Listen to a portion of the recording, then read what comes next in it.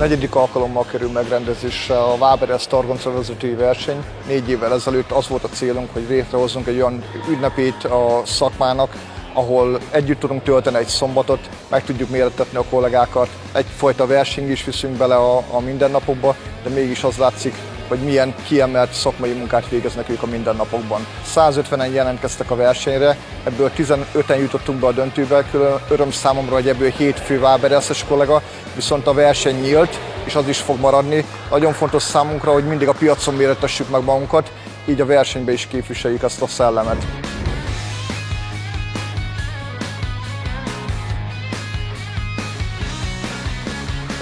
Sokat gondolkozunk minden évben azon, hogy lehetne a versenyt még nehezebbé, még komplikáltabbá, de egyben megtartva a kompaktságát gyorsá is tenni.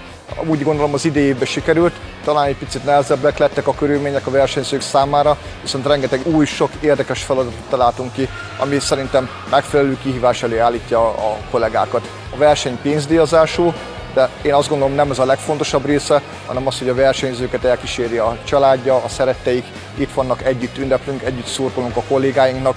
Én azt gondolom, ez egy igazi ünnepény mindenki számára.